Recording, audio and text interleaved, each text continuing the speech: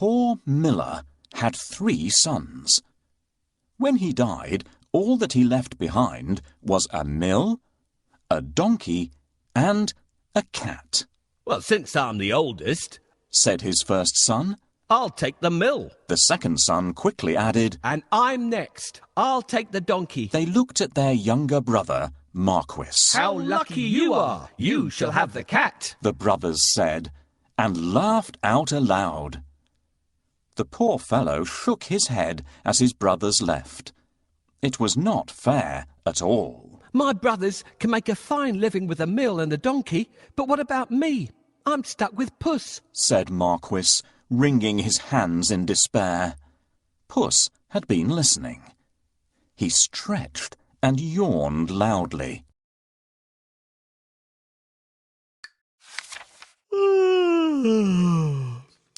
Now, you won't have to worry when I'm around. All I need is a bag and a handsome pair of boots, and I'll be able to take care of us both." "Sure you will," thought Marquis. But to be fair, he had seen Puss use many tricks to catch mice and rats. If nothing else, they wouldn't go hungry.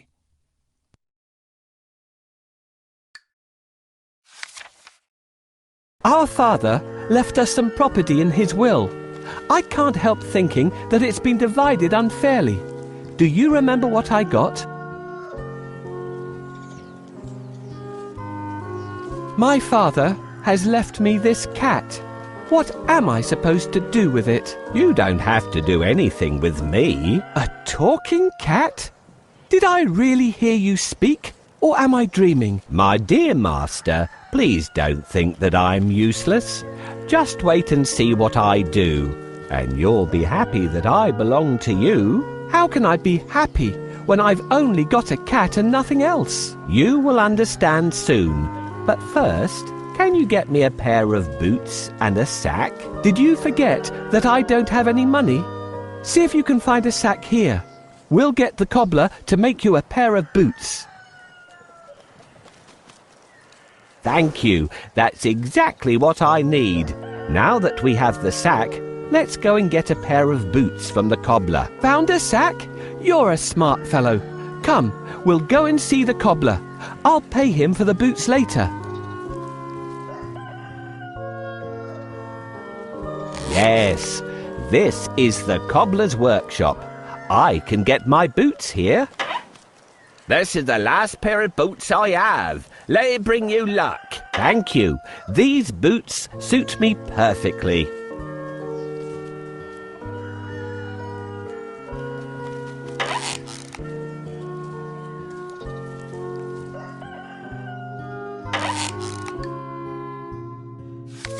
Soon the cat was given his own pair of boots and the new bag that he had asked for. The boots fitted him perfectly, and he looked very smart. Puss packed a juicy cabbage and some bran in the bag, and slung it around his neck. He polished his whiskers and set out. Puss headed straight to a spot where there were plenty of rabbits. He had a great plan in mind. Puss opened the bag wide and hid behind a tree. Soon a rabbit came hopping by. He saw the cabbage and leapt straight into the bag. Whoosh! As quick as the wind, Puss grabbed the bag and tied it closed with a piece of string. With the rabbit in his bag, Puss walked straight over to the king's palace.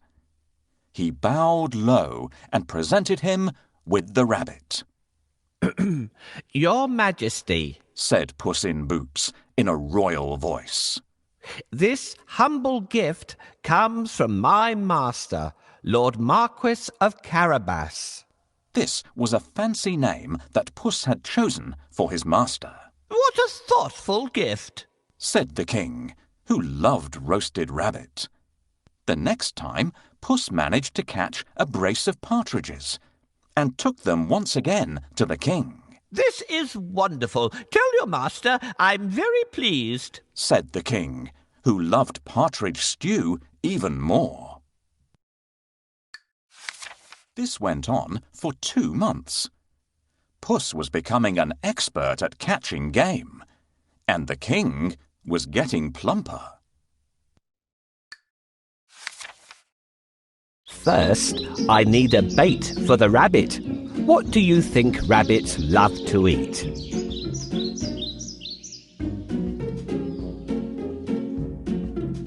Nope, I don't think the rabbits eat fish. I'll keep it for my lunch. This would work well for catching mice, but we need something else for a rabbit. This is exactly what we need. No rabbit can resist the smell of a fresh cabbage. Get ready. When the rabbit comes closer, catch it. Got you. Thanks for your help. I will take this rabbit to the castle and offer it to the king. Puss knew a lot of things. He was such a clever cat. For instance, he knew just when and where the king would be out riding in his carriage with his daughter. I think that the Marquis and I should go out for a walk today, thought Puss one sunny Saturday. Puss took Marquis down to the riverside and spoke to his master. Today could be your lucky day. If things go to plan, you'll make a fortune, said Puss. Clip, clop, cling, clang. Puss heard the sound of a carriage approaching. They both looked into the distance. It was the king's carriage. What should I do? Marquis asked, ready to obey. He had grown happier with the food Puss brought in every day. Go and bathe in the river. I'll take care of everything else, said Puss. Is that all? cried Marquis. He pulled off his clothes and jumped into the river at once. Splash! Quickly, Puss hid his master's clothes behind a rock. Help! My master is drowning!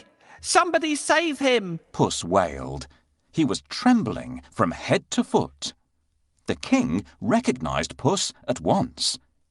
He remembered all the lovely meals he had enjoyed thanks to the cat. The king jumped out of his carriage. Go and save him, quickly, the king said to his servants. Puss said to the king, Your Majesty, some nasty thieves have stolen my master's clothes. Is that so? Don't worry. I'll find a suit for him, said the king. He ordered one of his servants to fetch some fine clothes.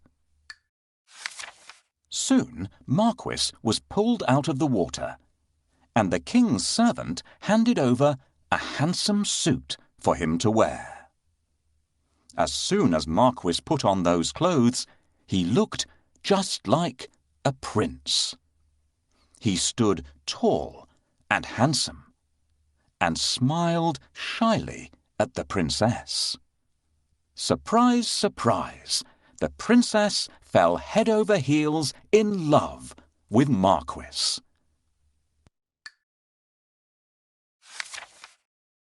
Master, I have a great idea. All you need to do is go and bathe in the river.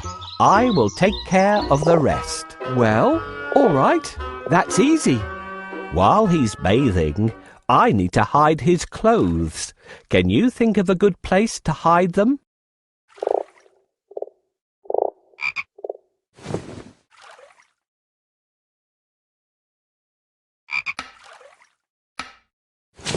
Yes, this is a good place to hide them.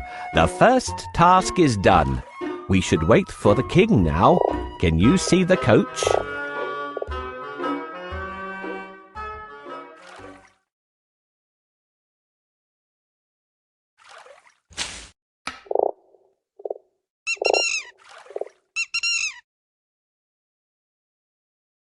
Your Majesty, please help!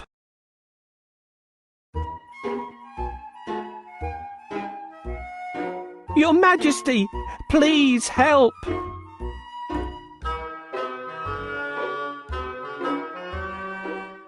Hurry up!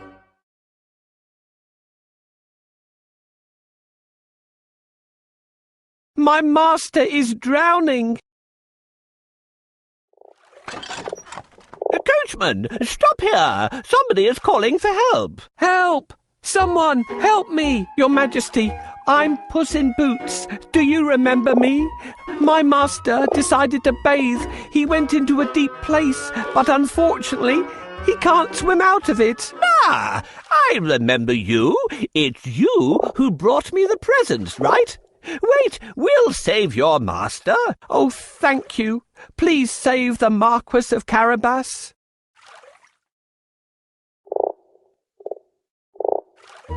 I must pull him out quickly, but I need a stick. Where will I find one?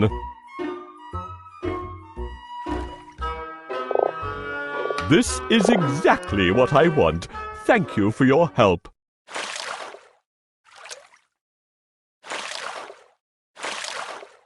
Here you are, dear Marquis of Carabas, safe on land again. Your Majesty, while my master was swimming, his wonderful suit has been stolen. Now he has no clothes to wear. I'll order one of the best suits to be sent from the royal cloakroom for your master. Thank you for your help. How can I pay you back? We would be delighted if you could join us on our journey. What do you say? Oh, of course. My master would be pleased to accompany you. Yes, I'd love to take up your offer and get better acquainted with you and your daughter. Then take a seat and let's go. I'm pleased to meet you, dear Marquis of Carabas.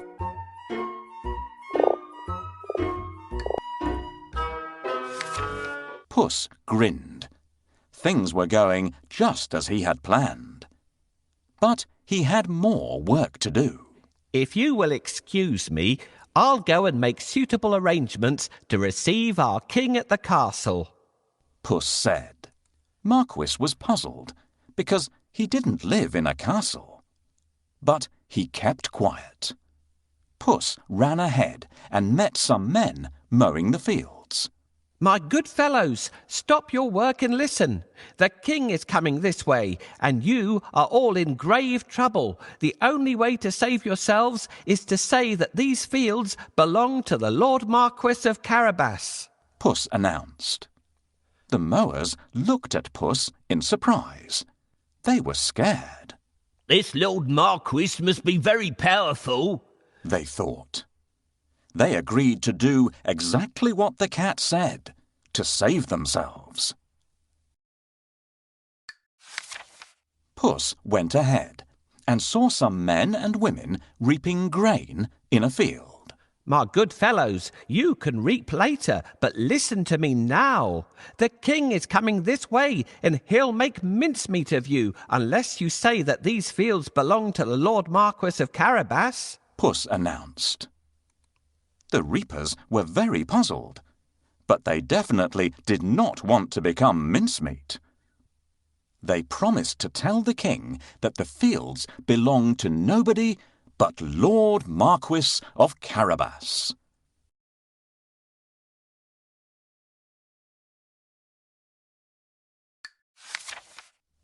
Puss went ahead and warned everybody to tell the king that the land belonged to Lord Marquis.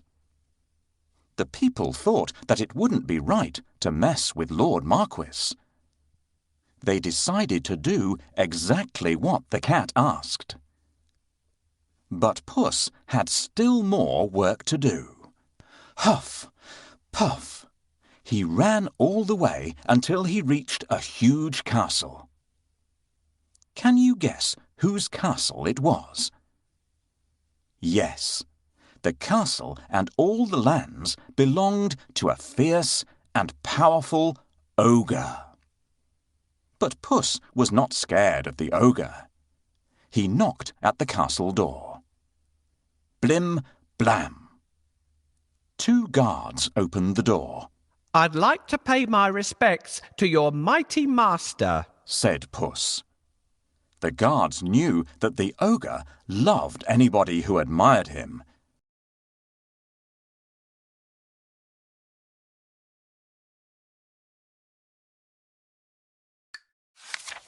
So they let Puss in at once. Puss bowed low to the ogre. I have heard much about your great powers. Is it really true that you can transform yourself into any animal you wish? Asked Puss. Even a lion? Watch me, Said the ogre. Right before Puss's eyes, he transformed himself into a mighty lion. He roared so fiercely that Puss sprang up the curtains in fright. The ogre laughed loudly. That's amazing, said Puss. but I bet you can't turn yourself into a small creature. That's the most difficult thing in the world. I can, said the ogre. No, it would be impossible for a mighty ogre to turn into something like, for instance, a mouse? Said Puss. Oh, really? Asked the ogre, snapping his fingers. Boom! The ogre became a tiny mouse and scurried across the room. Quick as lightning, Puss pounced on the mouse and ate it in one gulp. Puss licked his lips. He clapped his hands 3 times and summoned all the people living in the castle. The ogre is no more, Puss announced. Will you accept Lord Marquis of Carabas as your master? He is kind and just, good and generous. The guards, maids, cooks, servants, and everyone else in the castle looked at Puss in surprise. But they nodded at once. They had never really liked the ogre anyway.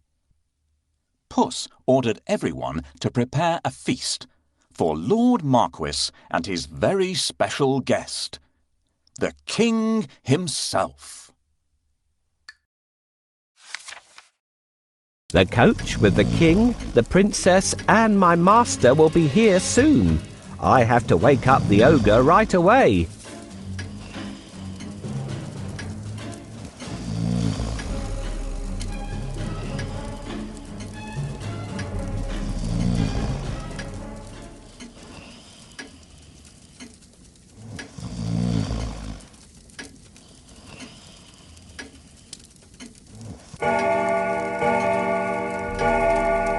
What?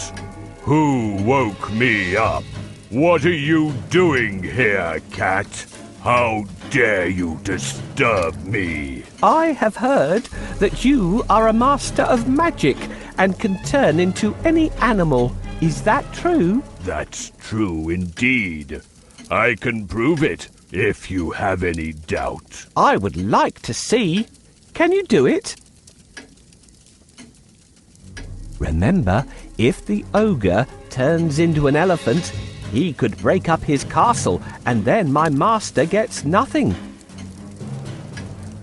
Shh! If we ask the ogre to turn into a mouse right away, he would guess that we're going to cheat him. Turn into a lion, please. No problem. Whoa! How scary! Enough! I believe you! I really believe you now! Well, did I prove how great I am? Indeed, indeed. But if I ask you to turn into a tiny mouse, I bet you'll not be able to do it. That's so easy. Watch me. Help me catch this mouse before it turns into an ogre again.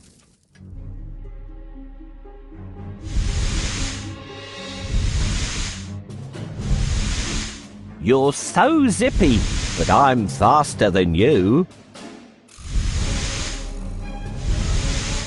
I'll catch you.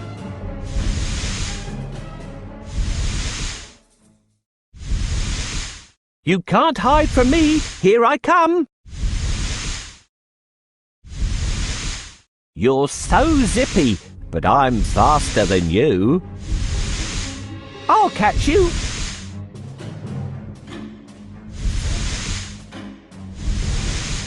You can't hide from me. Here I come. Hooray! Now my master owns this castle. I'm smart and handsome. I'm the one and only Puss in Boots.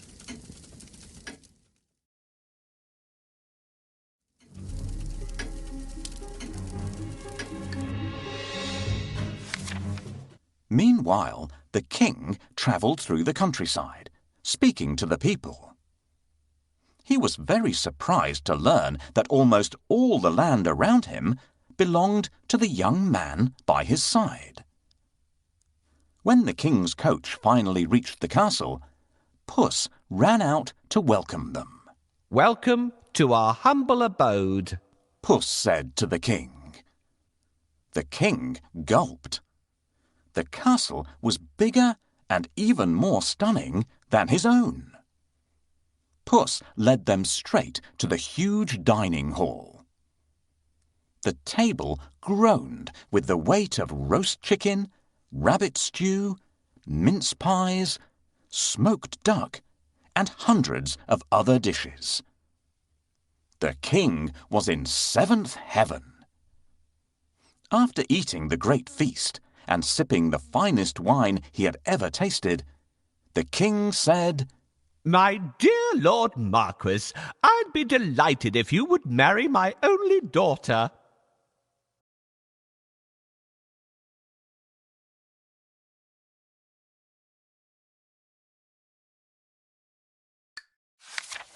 Marquis smiled at the princess. I will if the princess wishes to live with me, said Marquis shyly. The princess was so happy that she wanted to dance all around the castle. She blushed in delight and nodded. They married and lived happily ever after. And so did Puss, because loyal Marquis made him a lord of the castle. Puss enjoyed great feasts every day and did not go after rats or mice any more, except now and then, when he wanted some fun.